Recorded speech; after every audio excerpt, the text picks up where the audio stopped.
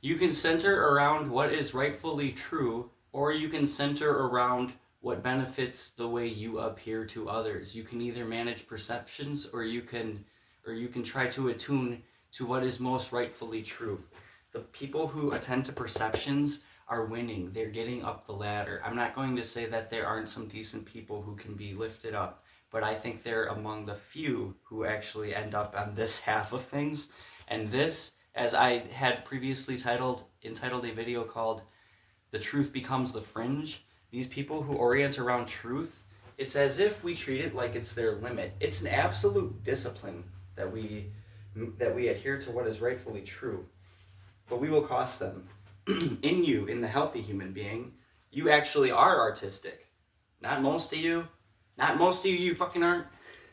I know you want to be, and you could be, but you're doing this shit all the fucking time. You're not oriented around what is rightfully true. You're in these conflicts and trying to win them instead of actually decide what is actually right here. You don't fucking care. Sorry for my language. I'm sorry. But, okay, there's a quality of person who lies. There's a quality of person who they lie to, which is most of us, who they think will go along with it. And then there is a quality of person they lie about. I'm a person that they lie about, and that's this person. That's your comedian, philosopher, and poet. That's me, I suppose. I remain true to myself. These people who lie to their benefit, lying to your benefit, especially to your personal benefit, over time desensitizes your amygdala. And at the core of us, this is what we consult when we determine what is actually true. But these people just turn that out. They tune that out to go with what is convenient. Not only do they do that, but they fault the people who are actually maintaining the sensitivity of the amygdala. At your core, you're determining whether something is too long or too short, too this or too that, too hot or too cold, too long or too short. How many things are there? Those are physical things. It goes beyond the physical. We don't even develop much of a concept of that. We don't develop our ability to really perceive those things, but it comes down to the same thing. Too structured, too lenient, too serious, too nonchalant.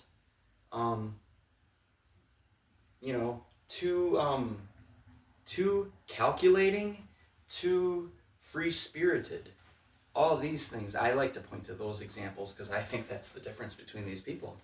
Well, there's a quality person who lies, who desensitizes their amygdala, and now, instead of actually orienting around what is right in this situation, I just want to win. And you know what I have to do to win? I just have to make the other person be the one who's upset. I just have to make sure they're the one who's triggered. And then I win, and then what I want to call right is what's right. But what pisses you off more than your truth being violated when someone is lying to you or lying about you? That will piss you off. Yet you lose because you have this other idea of what is true, and it's not adding up. Anything you think you know, you really only have to, first, it's a belief. Like, do I believe that that's right? Do I believe that that's true? There are people who really think about it and consult that, and there are people who just go, what are other people saying? That's why nobody passes this ASH test, which I could just draw that up again. Maybe I'll do that some other time. But we're in trouble. I'm not going to say that there are decent people who can climb the ladder, but they do it at the expense of people who are actually attuned to what is true, which is why you saw the army ants go in circles and lose their scent and only follow each other's scent in a circle. They will just match what is outside accepted to be true. They don't care what really is. So I know how to call out the beast system. It's actually the problem of it being so self-referential, so reinforced, and so true to our nature that I struggle to put it in a perfect order. I could really benefit from an editor. But how long is this video? Perhaps it can be a short. See, we have people who their goal is to blend in among the many. If I could just be the fat bearded guy with a Coors Light shirt and a ball cap, and you forget if I was at the thing or not, I'm going to do fine in life. The quality of person that we lie about. I had a friend, he was telling me, it just served to be a perfect example. he was talking about these neighbors were telling him about these other neighbors and how these neighbors are crazy, and they love to do up their decorations for Halloween and Christmas and stuff. They like to go all out. Well, that's part of how it is. See that thing that's outstanding? I would like to interpret for you how you're going to interpret that. I would like to get in your ear and tell you how to interpret the thing that stands out. So among the zebras, thanks to Mr. Dr. Professor Jordan Peterson, who has kindly shared some of this stuff, even though I don't know about his goals, but at least he's gotten the information to some of us who actually care about how it's interpreted, so we don't establish an authoritarian society, so we don't encourage people to be more Nazi-like than they already are. They cared a lot about appearances, those damn Nazis did. You can believe that you're right just because, oh, look how dirty and sick the Jew is. Yeah, you're starving them and working them, and they're less, I don't know. It's I don't know if we even want to understand those people, do we? I don't know if we've tried well enough. Could you break the legs of the people on the cross, in the Bible when they're going to take down Jesus and those two thieves for the Sabbath? What if they put the club in your hand and say, hey, it's your job. You have orders. Can you do that? Can you finish them off by hitting them in the shins with their legs, with the hammer or a club of some kind? Unfortunately, yeah, you probably can. If I get you young enough and I tell you, and then it's soft if you don't want to be that. We'll just make that into the bad example. We can call good evil, and we can call evil good. And that's what we're doing. That is what we're doing. It has to get turned around. I got it going on in my life right now. It's happened before. But I see that people don't really consult their own regard for what is rightfully true. If someone puts a bad idea in their head, see, now you're blending in among the herd, and you're safe from these terrible conditions that we create because we've decided someone else is going to get eaten. But there are no lions and tigers and bears. So the zebras, they camouflage to each other, Mr. Dr. Professor Jordan Peterson, who does the reading, shared with us. And I mean, our fitness as a herd animal is that there's a lot of us, someone else is going to get eaten. But if you go as far as to paint one of these zebras, that's the one that the lions kill. And so that's why I would reiterate, there are no lions, tigers, bears. There's only us. But we insist that somebody needs to get eaten. So we stay in these conditions where we need to blend in and watch our damn fucking move.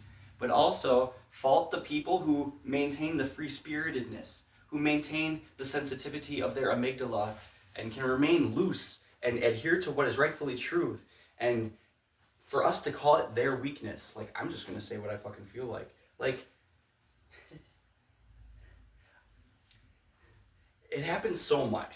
It happens so much. I wish I had a body camera. I wish I had a more facilitative situation so I could more accurately document how often this happens and how often I've seen it happen. I mean, it's as if, so I think there is something like it's born in you a little bit, but you also, it's about how you're raised and what you're around. And I mean, why do you care about the truth and why don't you? Most people don't. So I'm sick of people watering down the idea and trying to brand themselves as a truth teller. You know who wants to do that? These people on the top. So what the idea of this is that your inner comedian gets corrupted by the external interests of the salesman. The philosopher gets interested in affecting outcomes, and basically is reduced, I guess.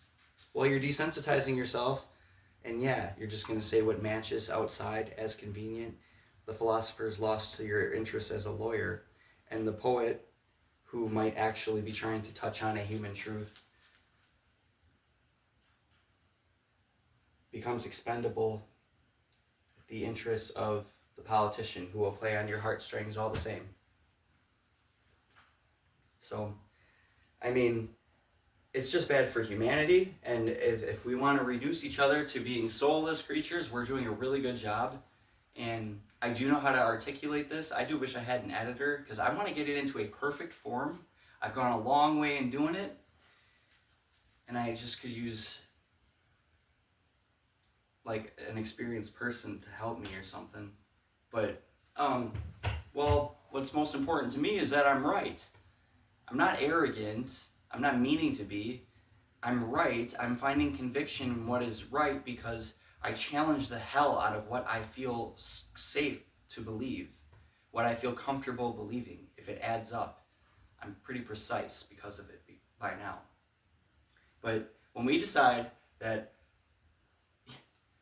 I mean, the liar is going to be a cool-headed person. They're going to say what they feel like. They're not volunteering themselves to that cognitive dissonance to challenge what they think they believe. They don't care. They'll believe what's going to work. It's maddening. It's maddening. And we don't have people who are... You have to develop your ability to tell the truth. You have to develop that. You can choose and say, like, you want to think of yourself as truthful, and now you're going to say what you think is true.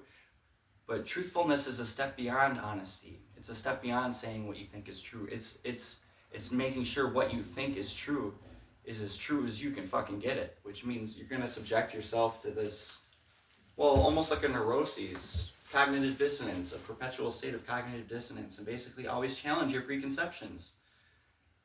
That's why faith and intellect shouldn't be opposed to each other by any means. Your faith is all the stronger because you keep challenging the hell out of it. At the end of what you can know, what do you believe? You know what I'm saying? No, I don't have enough followers for you to know what I'm saying, because we validate who's validated and we invalidate who's invalidated. That's what we do. We don't even like who we like or dislike who we dislike. We like who others like and dislike who others dislike. And it's fucking crazy. Well, I might as well just post this and keep it short, and I reintroduced my little concept. Maybe I can clip it into a short. I don't know if I kept it short enough. But we are zebras. We live like zebras, and our comfort is basically being the fat bearded guy with the ball cap and the Coors Light shirt, and basically they'll just never remember if I was here, and I'll win in life and be basically safe from any problems just by making sure I don't stand out. But then, to make sure that's really the way to be, anything that does stand out, that house with the decorations, you want to have the word on them and make them into the painted zebra, the thing that stands out, the thing that needs to get eaten. Even though nothing needs to get eaten, you're just defending that we should be defensive. You're just defending that we should have something to defend against. You're just maintaining the conditions that require, we got to feed somebody to the system. We got to have some lower class. There has to be somebody beneath us. I'm not even for a classless society. I'm for personal achievements. I'm not really for communism. I don't know. I mean, I can see that the goal of communism, all the same as my extreme libertarianism, which I don't think you can do in a modern age, is my problem with libertarianism now. But anarchy, basically, is kind of what I want. But you can't really do it. It's already lopsided, the playing field. So you already built these giants up through the crony capitalism and supporting corporations that got way bigger than they ever would naturally get if we would have just grown from the anarchy in the first place. But we probably wouldn't be so developed that I'd have a cell phone to be talking to right now. You know? But I mean, okay, so we built this Tower of Babel pretty fucking high. You know, it needs to be... We need to knock some layers off, probably, and bring them down to the base of the thing. I don't know. It's an analogy, I guess, but... Like, when we do this thing, where we basically punish people who have maintained their ability to consult what is true. Because I got good gut bacteria and everything, and I'm sleeping pretty good and stuff, and this is decaf tea. And so, when I'm right, I can really enjoy it, and because I'm so universally grounded here in what is universally true. Like across situations, I can see this happening a lot, and I ain't triggered about nothing when I know that you're in violation. Well, I know exactly how to speak this now, which was my goal in the first place, to develop a language so that the people on the ground level would be able to call out what they're seeing. You know, the authoritarian personality doesn't want someone to blame for an actual problem. They want an actual problem when they have someone to blame. I want to somehow like reestablish a language for us so we can keep from doing each other in. Basically, we get used as the prison guards against each other. Don't step out of line, you know. We'll make you pay. We ourselves will make you pay. No lions, tigers, and bears. We will find comfort in the group by being part of who the group decides is out. It's constantly repeated over and over. And while I started thinking this is going to be hard to try to build this language, you know, I don't know if people could possibly learn how to speak it, especially in real time. But I'm glad to say that as I've struggled to get my essays into perfect order, in real time, as I have people attacking my housing situation unjustly, I'm able to say all those things. You know, I have the door right outside the office. I'm always set apart. I always got to be the painted fucking zebra. They have my mailbox. My mailbox gets set apart from everybody else's. So what I'm saying is if I was like apartment 104, then the numbers on the mailbox go 101. We have all of our slots are together. 101, 102, 103, 105, 106, 107, 108. And just puts mine at the bottom, and I'm the only one that's like that. You know, why? Why do I get treated different? I don't know. But now I gotta be the guy in here, right outside the office there is. Oh, they were literally just changing the truth. Okay, so they were talking about, I don't know how specific I should get and how specific I shouldn't get. But I basically just, as a single man, don't have a witness. And there are a lot of people who are dealing with this. You don't have a witness, like, except I do, except I've gotten some witnesses. So I know what's going on, and I'm going to have more and more witnesses, but I'm facing a 5-day notice. So, but there's no integrity here. There's no basis for this. So I'm basically addressing anything that even could give plausibility to picking an issue with me. I wish I could explain it, but I don't know if I should or shouldn't. See, so that's what the person goes through. You get scared of like, okay, I know something's wrong. I'm gonna lose if I basically care what's wrong, you know? Oh, why do you care so much? Like, so what somebody said, like I actually turned to somebody while I was talking to the apartment management. They want it to be that I'm upset, which, well, I'm upset. I'm not really enjoying that the truth is distorted, like the person smirking at me was, but I'm basically enjoying being right. So that's what it ultimately will do for you if you do really refine your ability to speak what is rightfully true. I enjoy it. Like, I know you're out of line. I know that I've already established the language for this. So I know that everything I'm saying is right. But they know that what they're saying is not right, and they can just smirk along and just say, well, we're just going to say it's this instead. So when they're talking to me about this, I turn to some people waiting by the elevator, because one guy I know and then some lady I don't, but I turned to the guy that I do know, and I said, hey, do you want to take a look at my apartment and see if that even sounds right? And like, I'm like amused in saying that, and this guy, he was amused too. She later, like, the person I'm talking to in the office, the staff worker, goes, you know, you're out here yelling at the people in the lobby, and I'm like, see, you just changed the truth again, is what I said, because I was basically pointing to that. You're just changing the truth to what you feel like saying, and she said that I yelled at these people in the lobby. I yelled at some lady in the lobby. I was like, first of all, that was a guy. He was between me and a lady, and I didn't yell at him, and this person just changed it to that. You know what I'm saying? Like, we're just gonna say that you were yelling at people instead. just to make you wrong. But that's not what happened right in front of your damn face. That isn't what happened. You should care, because you're creating conditions where, okay, how much should it be the case that people can say anything they feel like?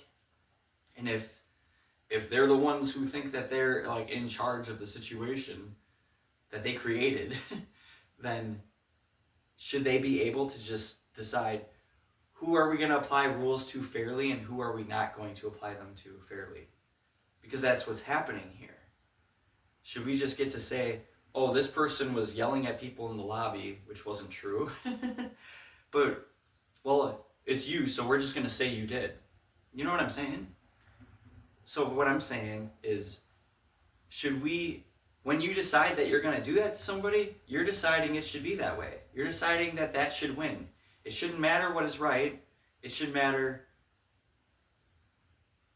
that you're in the position to keep some record and call it the official one. You know, I met a guy the other day. I won't talk about that guy, but he's got some record that the police made about him, some situation, and now he's stuck with that. You know what I mean? But he can't keep his own record. Nobody cares what he posts on Facebook or something if it's true. No one cares. That's not going to affect them because he's not important enough. You know? Like a doctor, a police officer, an apartment manager can just keep the wrong record, and then you can keep your record, but we don't care. But that record is going to be inherited and passed on next doctor to next doctor, next police officer to next police officer, and they're going to keep finding you to be fallible in the way that you've already been characterized by some bullshit record. They're just going to decide, yeah, I probably want to apply that criticism to this person and use that to win. It's so messed up. It's becoming a little more comical to me, and that helps, because otherwise you have every right to get pissed. What should piss you off more than the truth being violated? Your truth being violated. You should be upset for someone else, but you won't be. You won't be upset when someone else's truth is violated. Like, I will be upset that the truth in general gets violated to somebody else who I don't derive comfort from them being in that position. I see myself in that. Instead, these people, she can do this narcissistic smirk because she's just changing the truth, and I'll just say, you just changed the truth again, and you're smirking about it. I'm a pretty perfect mirror by now, and I'm only getting better at it. But I have learned how to just speak it as a language, which was my goal for the regular people. But it is tricky. But I got however many sayings, and I hoped that we could, from the ground level, correct it from happening. Because it's not it's not the army coming to your door and shackling you to. It doesn't immediately become the case that your knives are chained to the countertop like it is in China right now. It doesn't automatically get that way. It gets that way little by little by somebody deciding, oh, there's a new rule where you gotta have your knife chained to the counter.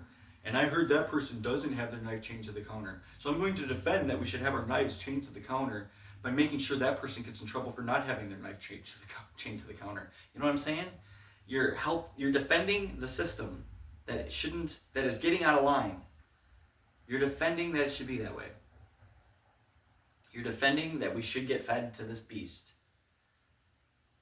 Every time you decide, I'm going to blend in and make sure somebody else, that neighbor who decorates their house and stands out too much, or that person who, seems free-spirited and basically in attuned to their actual truth, instead of basically just trying to go with a beard and a ball cap and a Coors Light shirt so they can just basically say generic shit and be forgotten about and just get by unnoticed. You put people in survival mode, and that's eventually what they're doing. But now, to stand out in the slightest bit, to basically maintain that emotionality that they themselves will have desensitized in their amygdala, and then defend their jadedness as a marker of their maturity by basically pointing to anybody who has maintained this inner spirit as being somehow the painted zebra, the different one.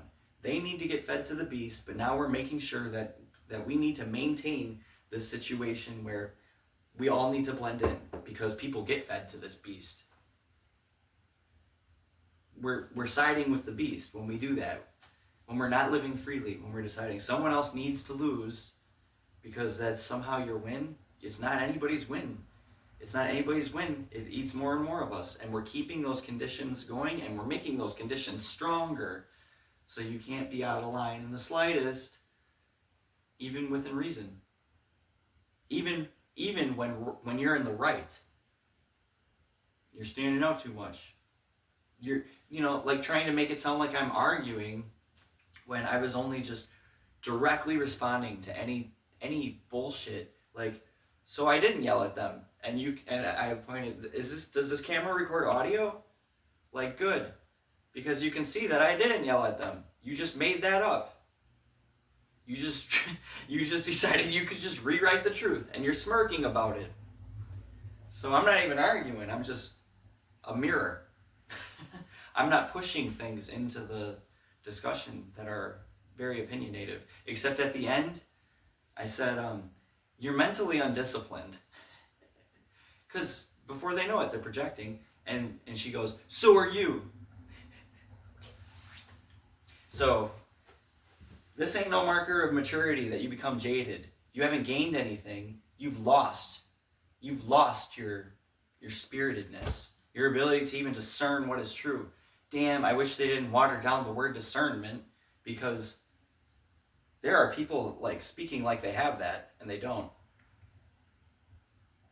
I was going to say a certain YouTuber. He's like got this Luciferian Gnostic message, and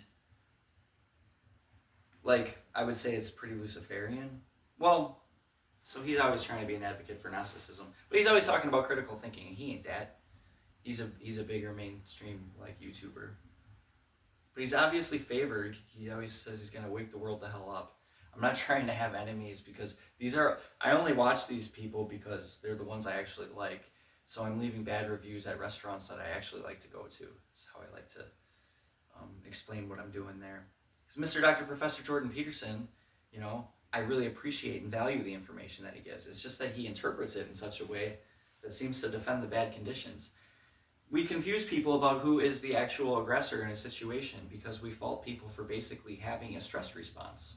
You've lost because, oh, you're getting worked up, you're getting angry. First of all, no, I'm not. I'm pointing to your smirk. And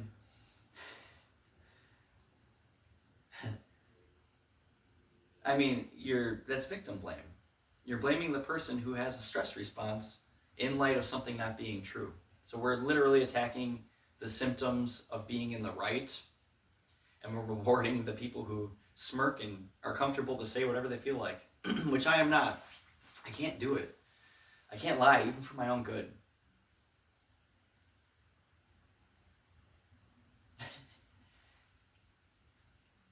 Even the way I answer things. Like, even answering things that I don't need to answer. Well, anyway.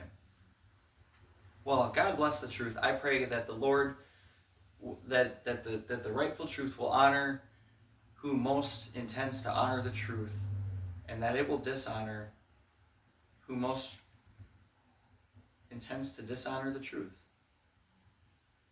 I can't imagine having that goal and then finding your comfort in the fact that that person's the uncomfortable one. I don't feel comfortable for that person being put in that position, knowing it's not right, and that the stress that we blame them for experiencing is because they know that the truth is being twisted into something that isn't real.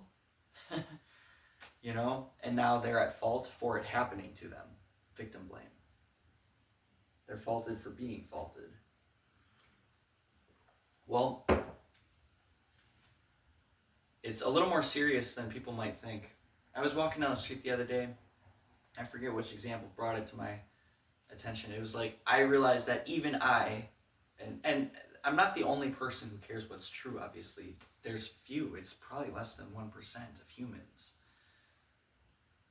I mean, there are people who are honest, but truthful, like I said, that's a step beyond. That's criticizing the hell out of what you can determine to be true. I was realizing things that become the norm over time, they become invisible to you, and you go, that's just the way it is. And something like that caught my attention, where it's like, I didn't even really consider that. And I'm someone who really goes after those kinds of things. And it's like, eventually it will just become invisible to people that something doesn't make sense, something is unreasonable, it serves some purpose for some some self-interested party who maybe established some silly law in the first place, and now we keep it going because we're used to it, but it's not serving anybody anymore, you know. Well, anyway, I'll probably call this short. The truth becomes the fringe. It's an assault on the truth. We fault people for the symptom of being truthful, which does basically look like a neurosis or cognitive dissonance. They keep volunteering themselves for criticisms against their own preconceptions. It's not the most comfortable way to be, but, well, if you can get comfortable with it, because the more comfortable thing is to desensitize your amygdala over time by lying to your benefit and saying whatever is convenient.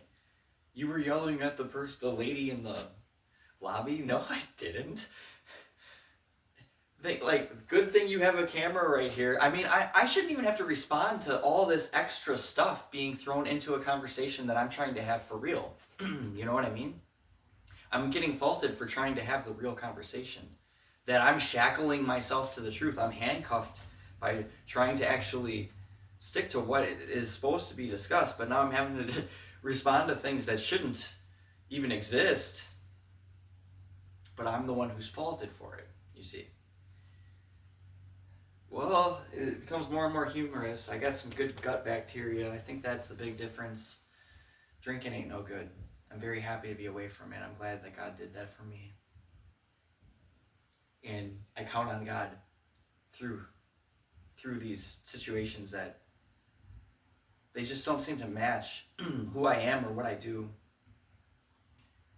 It's like they have plausibility, so they're going to run with it.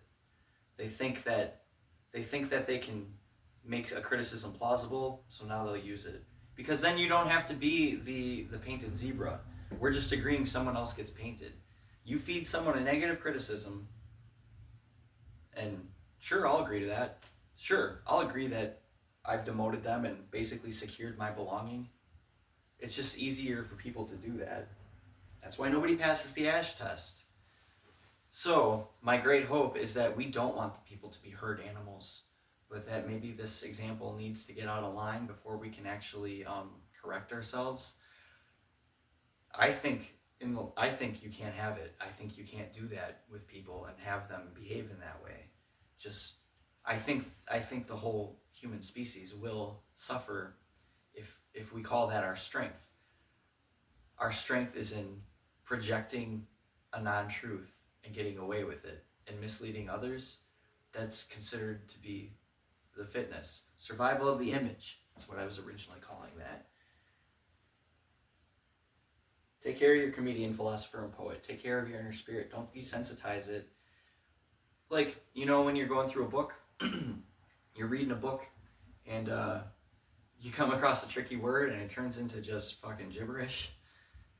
You know, you could sound it out. Eventually, maybe you do. Maybe you got to see the word a lot. But it's basically just a strain on your brain to try to sound it out and then maybe even verbalize it. It just becomes gibberish, and you just get past it. Or when you're trying to like get a roundabout answer in on a math problem or something, you'll be content to just call it good enough. Like, it's around here. You know, you're not going to deal with the fractions. You know what I'm saying?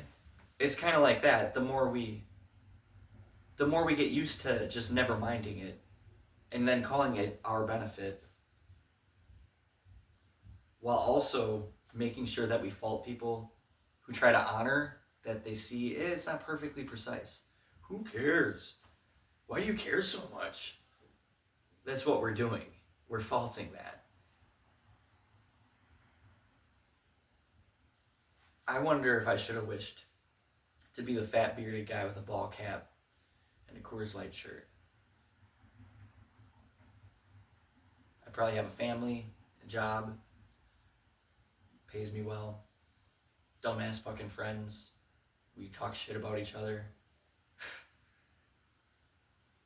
spread rumors about each other, laugh to hear them, make that stick onto somebody, and then complain that it's like that. Okay.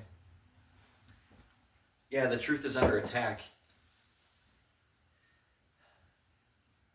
Ignorance becomes strength. That's what Orwell warned. That's what we're talking about here. You just change the truth. I mean, if that was the thing to practice, I wish that I was told that as a child. Because I was told it was about teamwork and cooperation, positive attitude, and all of this, all these ideals. But that's not what's happening. But I've really developed myself to stay in line with those things, and I'm finding that I'm losing for it. That I've been losing for it. It's gotten hard sometimes. So I don't know what's ahead. But I've been through it though before. Oh, I shaved my mustache. Did you even notice? I hate it. I hate it. I had to do it. I had a whole skin thing going on. I have some personal tips that I would like to come back and share. Much about skin health. And that's another disappointing thing, is that the favoritism in the culture, tips and tricks. I really wanted to share a lot of stuff like that, but the people who do reap the benefits of favoritism, they're absolute whores for tips and tricks, because I still want to share those things. So anyway, I found something for my skin that helps. Which, it was a scary thing. I didn't know what to do. I feel like Job sometimes. I know it's not like that, because his shit was hell, but it's not been, my truth hasn't, it's been violated a lot. Shit. Sorry. Yeah, I've been tough about it, but I'm kind of tired of it. I wanted to get to somewhere better. Excuse me. I thought I did as much as I needed to do. Sorry. I'm not trying to be a baby about it, because I'm usually not. But, I mean, I guess after a while, you just wonder what you can do. But it has strengthened my faith, because when you get this stuff that you can't do anything about, I immediately do give it to God more proactively. Excuse me. I do give it to God more proactively. I think of that as the answer to all things beyond me. And I do feel like we're one. So I feel like somehow my truest belief, maybe that's what gets upheld. Maybe there is truth and justice in this world. Because I find it hard to believe that these beautiful things that flowers can grow, that the weeds just didn't overtake everything, and that there's life, that a human being can develop. And if we come from evolution, how much more miraculous, that is. If we come from apes or something, look at the big difference. I don't care about any arguments that say that there's less diversity among humans. That is just silly. An athletic man, I'm going to go with a man for physical prowess here. Just the fastest he can make himself, he can suddenly race some of the animals who claim their fitness and their speed. Or as strong as he can make himself, he can maybe almost hang in some tug of war or something with some very strong animals. I saw this happen. It was a man versus beast thing. It was a guy who raced against a zebra. There was a guy who I think played tug of war with an orangutan. I think the animals mostly won, but I think the humans got a couple. But I'm just saying that we come in all shapes and sizes and all kinds of different gifts and skills, and there's innate talent, and then there's what we develop. And even, well, I remember what was her name? The woman with the apes, not Jane Austen. Come on, man, Jane. I'm not gonna think about it in time.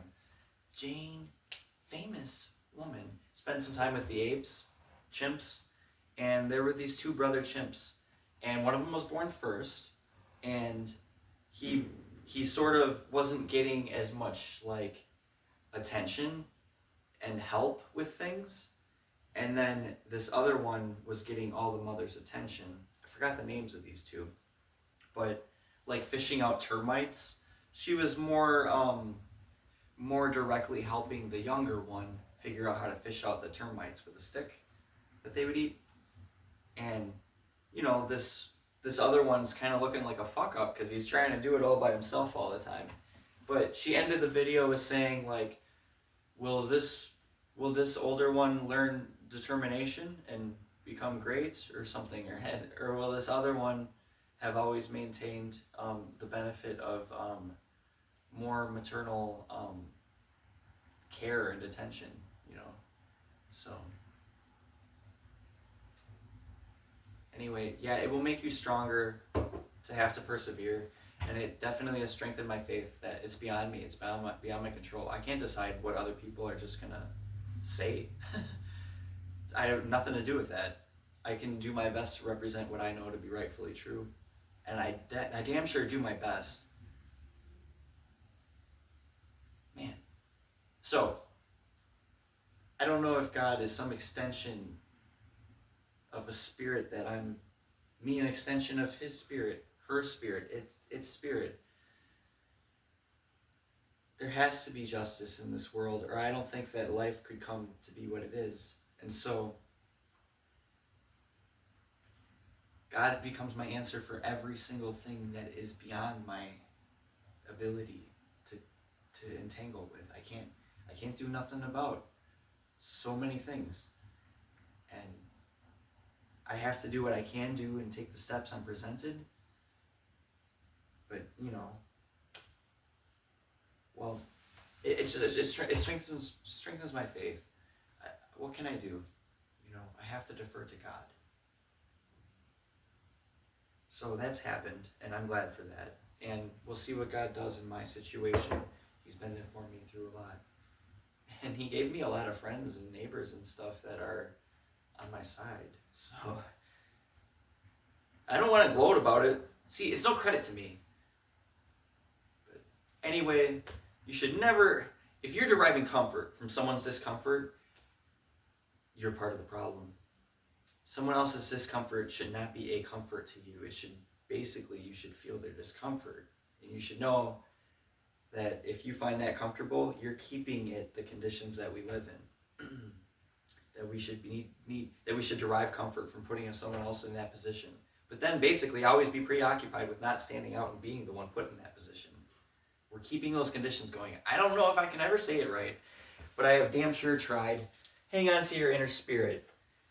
You know, sure, you can go as far as to like try to actually do your math problem accurately or sound out the tricky word, but when you're trying to see, it was never enough for me to just say, oh, this person's jealous. That person's just jealous. Somebody wrote a false quote onto an assessment that I took. There was a rumor that got back to me. Somebody said that I was stealing coffee and that I stormed off all mad and wouldn't pay for my coffee, which didn't happen. And then the rumor got back to me. I said, no, what? You know, that's my job. You know, I'm hanging on to my job. I don't want people saying that I'm stealing or something. I don't know why this chick did that. Oh, and then when I'm talking about it, I'm telling this for an assessment from a doctor. And she says, why do you think people do that? And I know that this is like a trap question. I'm not going to play victim or anything. I just go, I don't know. I said, I don't know. And she goes, would you say people just don't want you to succeed? And I said, I guess. She puts in quotes in this assessment, I just don't want people people just don't want me to succeed. That's what she put in there. And she put it in quotes. And it's not true. And meanwhile, I was in there because when I came back from Iraq, in a war zone, where we were mortared regularly, we got a year to go on this thing, and we're getting mortared, and they're getting closer and closer. Besides there being a truck bomb that goes off, and besides being in sniper-infested areas, where you don't know if they got you in your sights, all you can do is just keep going about your job. But I come back here, and I was victim, I'm scared just to say that word, I was victim to 2 hit and runs. She didn't discuss any of that in my assessment. 2 hit and runs after Iraq. You know? But then you're going to make up quotes, you know? And just leave out what was true. Authoritarianism, it ain't just the police, you know? It's any small amount of authority that goes to your head. Like when you want to keep a record, the apartment, good thing there's a camera. I want cameras everywhere. I want the fucking totalitarian state. I want to be on camera 24/7. Send me my body cam. Let's subsidize the program. Give me a monthly payment for being a part of it. I will be I'll be the first fucking sellout community watchman who you can strap a body cam on, and I'll feel protected for it because I know that I'm pretty much Pretty much. I know, like, the only rules that I break, if I'm walking on the train tracks or jaywalking, or, you know, let's say I'm not allowed to have a cat and I had a cat, you know, I feel like it's no, if I put my drink in the paper bag, you know, it's within reason. I don't need to make it, no one needs to make it their problem, which is what the effort has been here. So yeah, put a body cam on me. Send me $100 a month for caring about my community, and I'll feel protected from them, basically. Not looking to snitch on anybody, but basically, you're on camera, bitch. Lie to me to my face right now. I want a body cam. I want a fucking body cam on me. Excuse me. Excuse my language, and praise to God for any good that he ever does with my situation. Just know that, you know, I have not been perfect or been some saint, but I have followed the golden rule, and I've not just perverted the truth recklessly. I've not done that. And I've even risen to the highest amount of, to the highest challenge that I can in reflecting it as accurately as I can. The golden rule I follow, I honor what is true. And what is the third thing that, gratitude, I think, saves me. I just wonder why he's blessed me as well as he does. I have said that I'm on holy ground. I do believe that's been the case. I think that God is at work, that he has me in this home, this most blessed home that I've ever been able to live in, you know, right when I needed it. God did that for me. Yeah. So I find it hard to believe that he would just let anybody upend my shit without a basis in reality. I know as far as a basis that they can claim, and I'll just basically use the truth, because, I mean, they really sprung this on me short term. Okay, I'm not trying to talk about my situation. I was trying to talk about our situation. So I know that I'm not the only one who deals with this, but then when you're going to push somebody into these pits and now they're in the homeless shelter, you hear about what happened to her, you hear about what happened to him, you're at the homeless shelter. See, I knew they weren't shit. I knew your baby daddy wasn't shit because now he's at the homeless shelter because he couldn't keep up on these payments that we basically allowed the state to just steal from him when he doesn't even get to see his kids when he wants to. You know, there's a lot of things that are wrong that we make okay. So, and when we defend that it happens to somebody else, we defend that it happens at all, and then we're still protecting ourselves from it. It just gets worse and worse, and we're stuck protecting ourselves by, once again, feeding somebody else to those oppressive conditions. We need help.